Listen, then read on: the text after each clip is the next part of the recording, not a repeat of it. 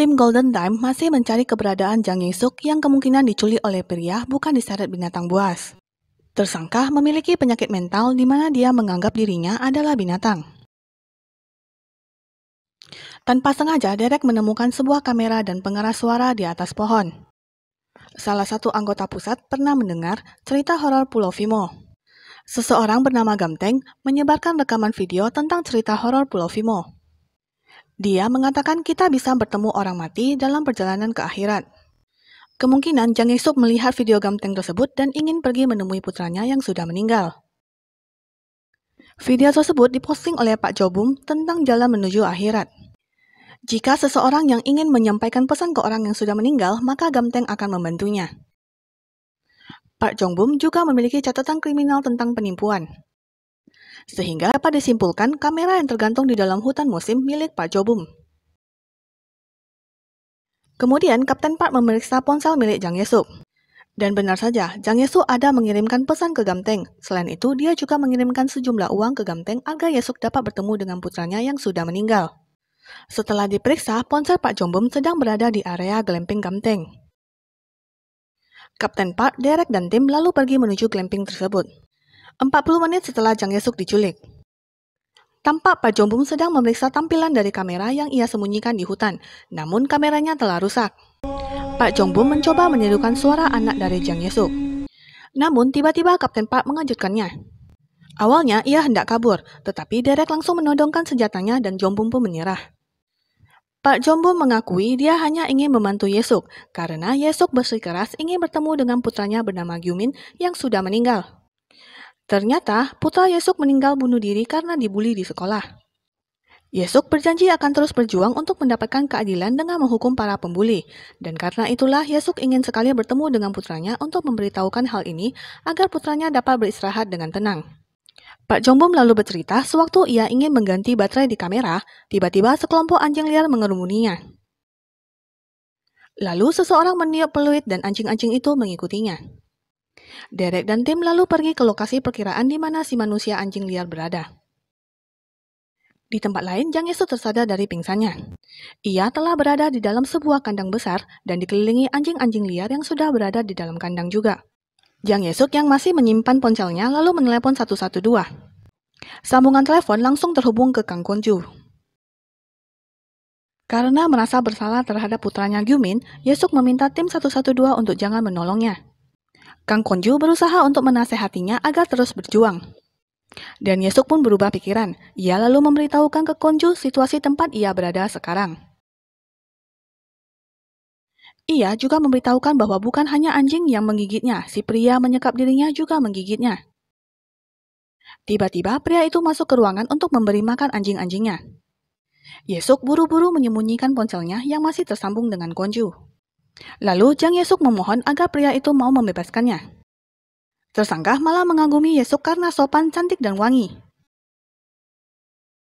Ia ingin Yesuk menjadi pengantinnya. Kemudian ia memberikan makan ke anjingnya, namun ada seekor anjing yang tidak menurutinya. Dan ia pun dengan kejam membunuh anjing tersebut. Dan setelah itu ia pergi bersama anjing-anjing peliharaannya. Setelah kepergian si pria, Yesuk buru-buru mengambil ponsel yang masih terhubung dengan Konju. Yesuk melihat sebuah sepatu kets wanita dengan darah di atas sepatu itu. Dan karena hal itu, kini Yesuk semakin ketakutan. Sesuai informasi dari Pak Jongbum, sepatu itu milik seorang gadis remaja yang bernama Pak Lisul. Tim Golden Time masih harus mencari keberadaan Yesuk ditambah satu korban lainnya, Pak Lisul. Kembali ke Yesuk. Tanpa sengaja, Yesuk melihat ada kunci yang tergantung. Setelah berhasil mengambil kunci, ia pun keluar dari kandang besar itu. Yesuk tanpa sengaja melihat si pria sedang menguliti binatang yang sepertinya adalah rusa kasturi. Pria itu juga mendapat sebuah panggilan telepon dan lalu pergi keluar. Sebelum Yesuk pergi ke hutan untuk bersembunyi, ia sempat melepaskan seekor anak anjing. Si pria mengetahui Yesuk berhasil kabur dan lalu mengajarnya. Yesuk yang belum pergi terlalu jauh berhasil dikejar oleh sekawanan anjing dan si pelaku. Si pelaku marah dan ingin membunuh Yesuk. Sambungan telepon Yesuk dan Konju pun terputus. Kapten Park Jong-ki dan tim pun lebih bergegas mencari Yesuk ke seluruh hutan.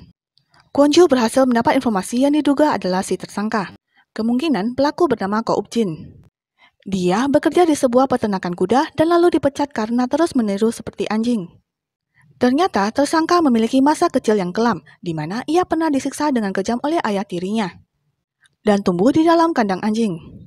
Selain itu, Park Eun-soo dan Kwon Joo curiga tersangka mempunyai kaki tangan yang mengendalikannya. Kemungkinan mereka sengaja memburu hewan-hewan langka di mana salah satunya adalah rusa Castori yang dijual dengan harga tinggi. Kwon Joo lalu berusaha fokus dengan pendengarannya untuk mencari keberadaan Yesuk. Ia mendengar sama-sama suara air terjun. Dan benar saja memang ada air terjun kecil di sisi utara hutan.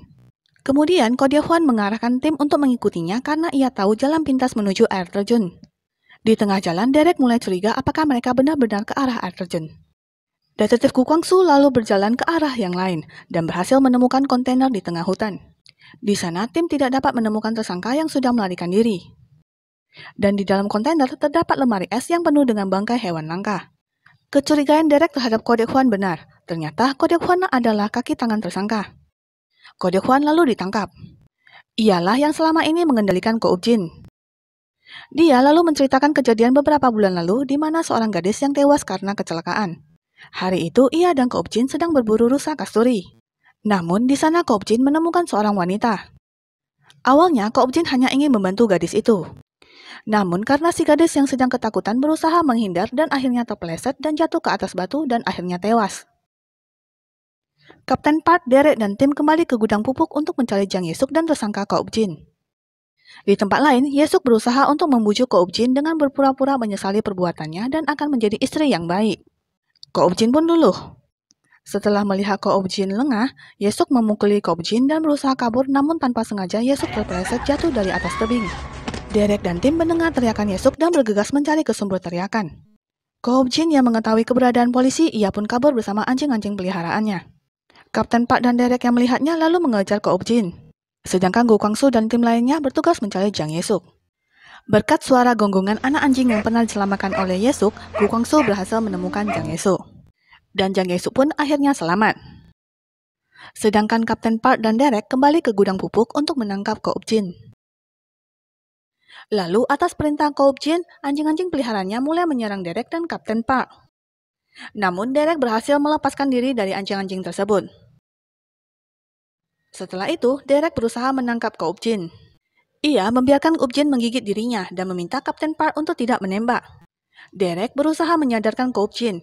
Ko Ub-jin lalu teringat masa kecilnya. Ia diperlakukan sebagai anjing oleh ayah tirinya. Ia dikurung dan bahkan tidur di dalam kandang anjing. Ayahnya juga memberikannya makanan anjing. Dan karena siksaan inilah membuat dirinya berpikir bahwa ia adalah seekor anjing. Derek menasehatinya untuk memulai hidup yang baru sebagai seorang manusia dengan membayar kejahatannya. Ko Ub-jin marah dan menggigit kembali lengan Derek. Namun Derek membiarkannya. Ia mengerti yang Ko Ub-jin inginkan hanyalah kebersamaan dengan orang-orang lainnya. Lalu Ko Ub-jin melepaskan gigitannya dan menangis. Kemudian Ko Ub-jin pun ditangkap atas kejahatannya. Dan kasus hilangnya Jang Yesuk pun ditutup. Jang Yesuk sudah berada dalam perawatan medis. Karena Jang Yesuk adalah salah satu penumpang pesawat itu, Derek mengeluarkan foto tersangka dan menanyakannya ke Yesuk apakah dia pernah melihatnya. Namun sayangnya Yesuk tidak pernah melihatnya. Setelah kembali ke hotel, Derek melihat pesan terakhir dari Lisa Cho. Ia kemudian teringat masa kecilnya di mana ibunya yang meninggal dan terdapat sebuah tato di lengan tangannya. Kemudian Chad datang dan lalu memberikan informasi yang ia dapat. Ia telah menanyai 6 dari 7 penumpang yang ada di pesawat, dan ke-6 orang itu memiliki alibi yang kuat. Sisa seorang wanita yang bernama Gong Soo-ji sekarang sedang menjalani operasi usus buntu di rumah sakit. Ayah dari Gong Soo-ji adalah seorang jaksa penuntut. Di rumah sakit, salah satu anggota Derek sudah berada di sana dan sedang mengawasi Gong Soo-ji. Namun Gong Soo-ji berhasil kabur. Mendengar kabar Gong Soo-ji menghilang, Derek dan Kang Gon-ju segera ke rumah sakit. Lalu Gong Soo-ji yang kabur dari pengawasan polisi berniat menaiki lift. Dan di sana ia mendengar seseorang bernyanyi. Ternyata tersangka pembunuhan Lisa Cho yang menyanyikan lagu itu. Mereka sedang memperhatikan Gong Soo-ji.